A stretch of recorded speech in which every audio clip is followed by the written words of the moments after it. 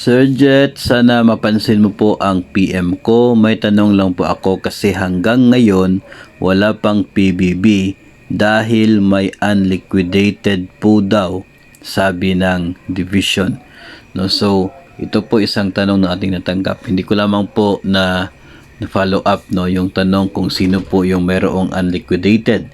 Yun bang isang personnel or yun bang buong division o kaya ay isang personnel lamang sa kanila pong division office. So PBB 2021 marahil yung pinag-usapan namin dito, no?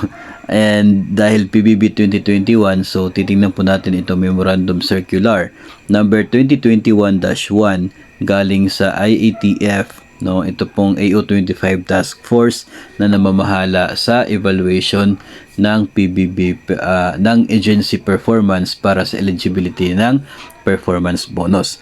At isa nga po mga master sa mga requirements para po sa individual eligibility.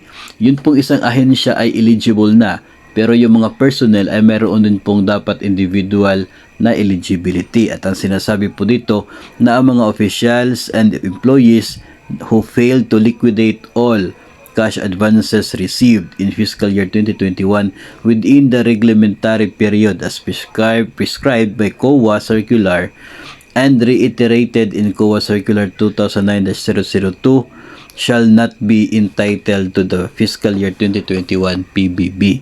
No, so sa PBB 2021 kung mayroong unliquidated cash advances within sa isa pong period na allowed ng COA, lumagpas doon ay hindi pa na-liquidate yung CA na yan, ay pwede talaga na hindi sila ma-entitled. Maging sa PBB 2022 ay ganoon din po yung sinasabi.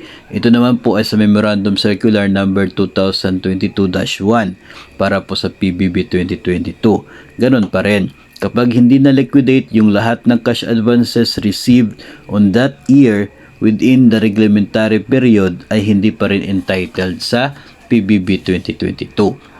Pero ito po ay part ng individual eligibility. Ibig sabihin, kung sino po yung may cash advance na hindi na-liquidate, siya lamang po yung hindi mabibigyan ng PBB. Siya lamang po yung hindi entitled.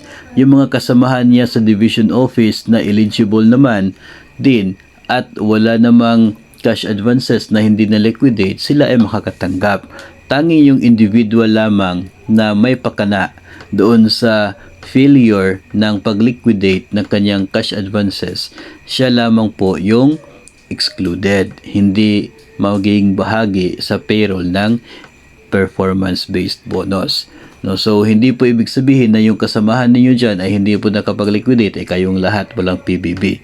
No, that's not the point. No, ang point po dito kung sino yung mayroon pong hindi na-liquidate, siya po yung hindi makasali sa payroll. No, so kung ito po tinutukoy ay yung sender mismo ang walang PBB na natanggap dahil mayroon siyang unliquidated, so yun po ay allowed under talaga sa PBB guidelines na talagang tatanggalin ka kung ikaw ay mayroong hindi na liquidate, no? Pero I don't think na tama if ever na yung kasama mo lang yung mayroong hindi na liquidate tapos kayong lahat ang hindi bibigyan, no?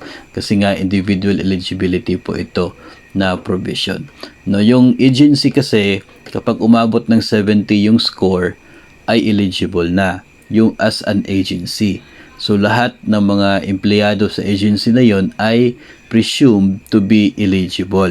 Pero subject pa rin doon sa individual eligibility tulad po ng pagkakaroon ng at least very satisfactory na performance rating. Tapos dapat nakapag-submit ng SALN. Dapat walang itong unliquidated na cash advance. No, yung mga ganun po na provisions, yun po yung pwede kang maging excluded from the payroll kung ikaw ay hindi pumasa sa ganun po na eligibility requirements.